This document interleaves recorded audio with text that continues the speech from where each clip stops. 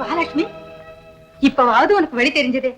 ஏதோ குழந்தை மோகன் மேல இருந்த பாசத்துல அன்னைக்கு ஒரு வார்த்தை சொன்னதுக்கு இத்தனை வருஷமா இந்த வீட்டு பக்கமே வராம இருந்துட்டியே. கண்ணை பாதுகாக்க இமை இருக்கும் போது கைக்கு என்னம்மா வேலை? லட்சுமி, என்ன இருந்தாலும் உனக்கு கல்லெஞ்சுதாம்மா. அப்படியே மனசை நான் கல்லாக்கலைன்னா மோகன் இன்னைக்கு இந்த நிலைமைக்கு வந்திருக்க முடியுமா? பெத்தவளுக்கு இதை விட வேற என்னம்மா வேணும்? உங்க நிறைஞ்ச மனசுக்கு உங்களுக்கு ஒரு குறையும் வராதுமா. லட்சுமி, என்ன இது? பிள்ளை இல்லாத பெருங்குறையே தீர்த்து வச்ச புண்ணியவதினி, எந்த தாயும் செய்யாத பெரும் தியாகத்தை செய்த நீயா என் கால விழற?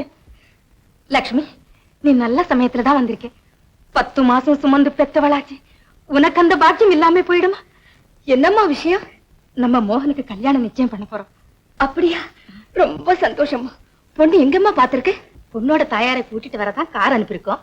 அவங்க வந்ததும் நீயும் கூட இருந்து பேசி முடிவு பண்ணு. அம்மா, இவங்கதாம்மா சுமதியோட தாயார். சரி, அப்பா கிளப்புக்கு போயிருக்காரு, நீ போய் சீக்கிரம் கூட்டிட்டு வா. ஓ லட்சுமி, நீ சங்கர் நர்சிங் ஹோம்லயா வேலை செய்யற? ஆமாமா. சுமதி யாரு? என் பொண்ணுதாமா. உன் புருஷன் அங்கதான் இருக்காரா? அதை ஏமா கேக்குறீங்க? ஏன்? அவர் குற்றவாளி இல்லைன்னு விடுதலையாகி எங்களை தேடி வீட்டுக்கு போயிருக்காரு. அங்கே எங்களை காணாமல் தேடி அலைஞ்சு கடைசியிலே ஒரு சத்திரத்தில் பார்த்தார். பார்த்தவர் என்னிடம் ஒரு வார்த்தை கூட பேசாம போயிட்டார். போனவர் திரும்பவே இல்லை. என் தலையெழுத்தம்மா. எவ்வளவுதான் ஒற்றுமையான தம்பதிகளாக இருந்தாலும் ஆண் பிள்ளைங்க மனசுல சந்தேகம் வந்துட்டா அதுக்கு விமோசனம் ஏது? அவர் உன்னை சந்தேகப்பட காரணம் அப்போது கை குழந்தையாக இருந்த சுமதியை எம்மடியில் கண்டதுதான். சர்த்தா, புருஷன் ஜெயில, கொண்டாட்டி கையில குழந்தை. மானமுள்ள எந்த புருஷன் தான் இதே பொறுத்துக்கிட்டு அவளோட குடித்தனம் பண்ணுவான்? அம்மா, அவசரப்பட்டு நீங்களும் அவரை போலவே முடிவு கட்டிடாதீங்க. உங்களுக்கு மோகன் எப்படியோ அப்படித்தான் சுமதி எனக்கு. சுமதி உன் மகள் இல்லையாங்கிறதுக்கு என்ன ஆதாரம்? ஆதாரம் என் வயிற்றில் பிறந்தவனையே என் பிள்ளை என்று சொல்வதற்கு என்னிடம் ஒரு ஆதாரமும் இல்லையே. ஓஹோ, ஆதாரம் தேடிக்கொள்ளத்தான் இந்த அநியாயத்தை செய்யறியா? மோகனிடம் நேரடியா சொந்தம் கொண்டாட வழி இல்லை, அதனால மகளை விட்டே வலதுக்கு பிடிப்போம்னு பாத்தியா? ஏண்டி, மானத்தை தான் பறி கொடுக்க மனசாட்சி கூடவா இல்லாம போச்சு? சுமதிக்கும் மோகனுக்கும் காதல் இருக்கிற விஷயம் எனக்கு தெரியவே தெரியாது. ஒரு தான் மனசார நினைக்க கூட முடியாத பாதகத்தை நான் செய்தேன்னு வாய்க்கூசாமி சொல்றீங்களேம்மா, இது உங்களுக்கு நியாயமா? மானம் கெட்ட பேச்சு கூட இதுக்கு துணி மாட்டானே.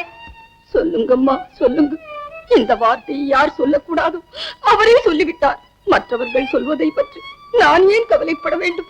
ஆமாண்டி, மானத்தையும் மனசாட்சியும் பறிகொடுத்த ஒரு விபச்சாரி எதற்கும் கவலைப்பட மாட்டாள்.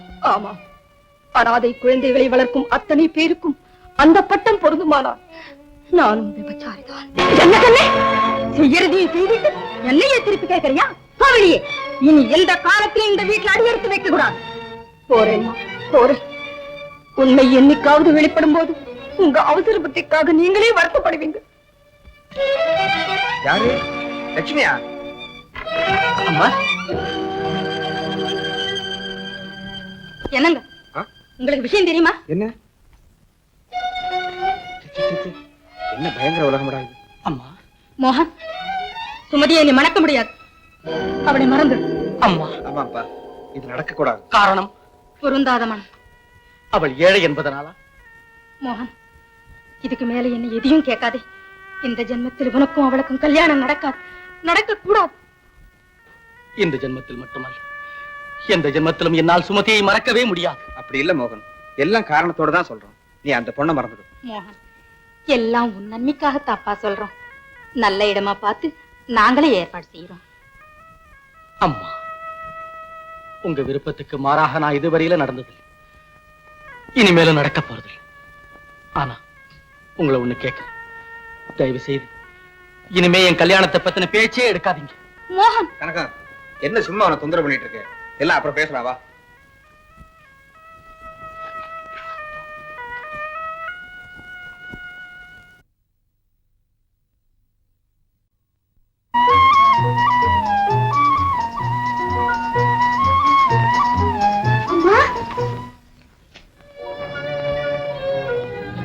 அம்மா, அவங்க வீட்டுல எதுக்கம்மா கூப்பிட்டாங்க? அம்மா, அங்க என்னம்மா நடந்தது? நடந்தது அம்மா, அவங்க அவங்க என்னம்மா சொன்னாங்க? சொன்னாங்கடி, என்ன வேசின்னு சொன்னாங்கடி, என்ன விபச்சாரின்னு சொன்னாங்கடி. அடி பாவி, உன்னால எனக்கு ஏற்பட்ட பழி கொஞ்ச நஞ்சமா? ஏண்டி, அவங்க எதுக்காக என்னை கூப்பிட்டாங்கன்னு உனக்கு தெரியாது? சொல்லுடி, தெரியாது? தெரியும். தெரிஞ்சுதான் என்னை அனுப்பிச்சியா? தெரிஞ்சுதான் என்னை அவமானப்பட போக சொன்னியா?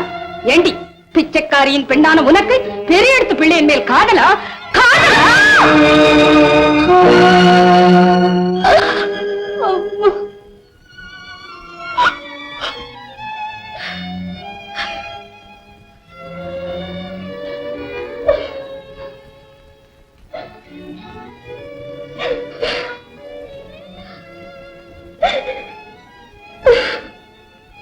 அம்மா, என்னை மன்னிச்சிடுமா.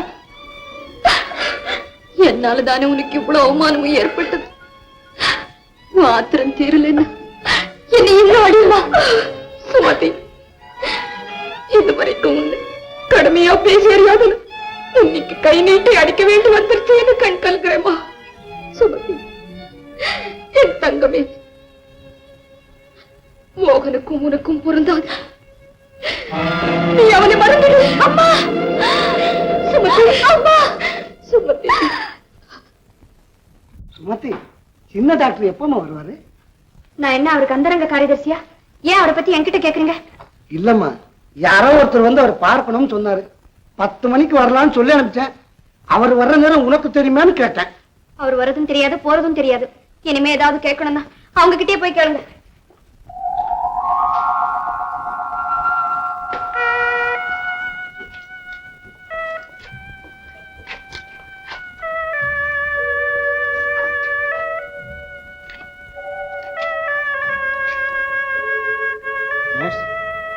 ஏன் இந்த நோயாளி கேஸ் ஷீட்ல ஒண்ணுமே குறிப்பு எழுதல? 9 மணிக்கு மருந்து கொடுத்தீங்களா? மறந்துட்டேன். ஏன்? ஐம் சாரி, என் மனசு சரியில்லை. இது ஹாஸ்பிட்டல், நான் டாக்டர், நீங்க நர்ஸ். நம்முடைய சொந்த விருப்பு வெறுப்புகளுக்கு இடம் கொடுத்து நம்முடைய கடமையை செய்ய தவறிட்டா அதனால பாதிக்கப்பட போறது ஒரு நோயாளி, பதில் சொல்ல வேண்டியவன் நான். ஞாபகம் இருக்கட்டும்.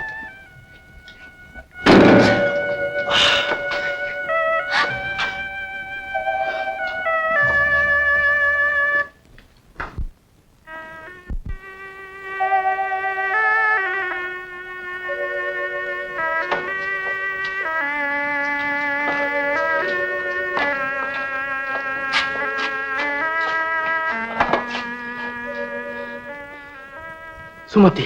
டாக்டர், இது ஆஸ்பத்திரி, நான் நர்ஸ். இங்க சொந்த விருப்பு வெறுப்புகளுக்கு இடம் கிடையாது.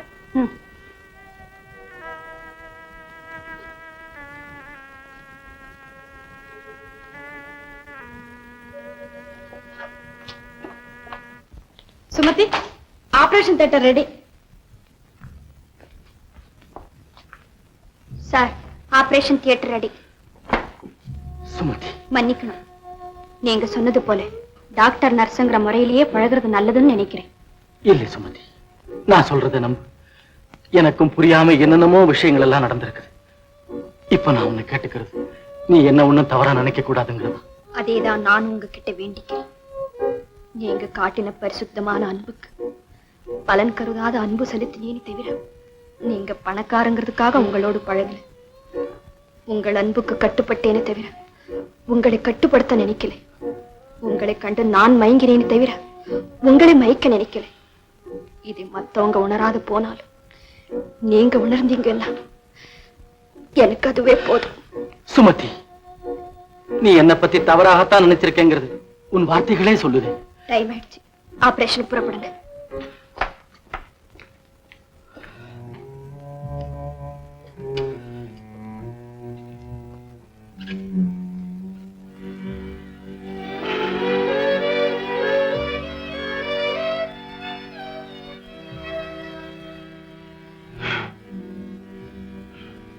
Cotton.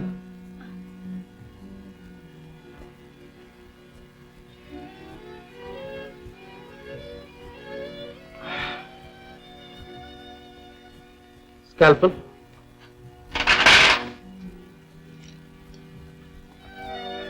I said scalpel. Sorry.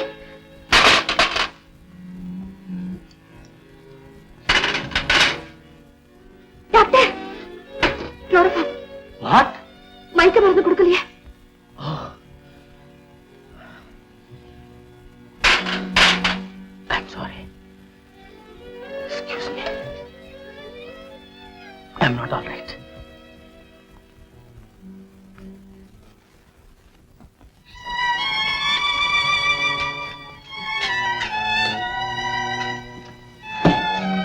ஏப்பா 2 நாளுக்கா இதெல்லாம் எதுக்கு? கூட 4 நாள் தங்க வேண்டி வந்துட்டா என்னமா செய்யறது? அதெல்லாம் இல்ல, எதையோ மனசுல வச்சுக்கிட்டு தான் நீ இப்ப ஊருக்கு போற. அப்படியெல்லாம் ஒண்ணு இல்லம்மா. மோகன், நானும் கவனிச்சுட்டு தான் இருக்கேன். கொஞ்ச நாளா நீ சரியா முகம் கொடுத்து பேச மாட்டேங்க. கனகா சும்மா இரு. அவன் தான் மனசு சரியில்லை, ஒரு மாறுதல் வேணும்னு நினைக்கிறான். போயிட்டு வரட்டுமே. நீ வாப்பா. நான் வர்றேம்மா. மோகன், வாழ்க்கையில சில சமயம் நாம விரும்பாத நிகழ்ச்சிகளும் நடக்கிறது உண்டு. அதுக்காக மனசை தளர விடக்கூடாது. ஒன்றை நினைக்கின் அது ஒழிந்திட்டொன்றாகும், அன்றி அது வரினும் வந்த இதும், ஒன்றை நினையாது முன் வந்து நிற்பினும் நிற்போம். இதை ஒரு மனுஷன் புரிஞ்சுக்கிட்டாங்க, வாழ்க்கையில எவ்வளவு பெரிய ஏமாற்றம் வந்தாலும் அது அவனை பாதிக்காது. சரிப்பா, நான் போயிட்டு வரேன்.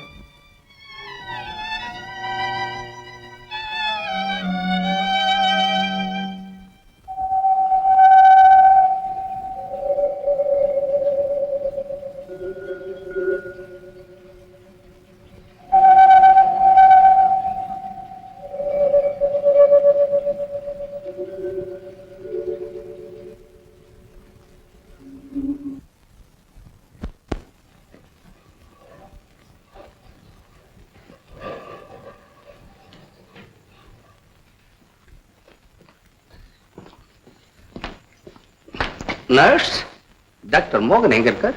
அவர் லீவ்ல போயிருக்கார். ஓ, ஏன் பெரிய டாக்டர் இருக்கார், வாங்க.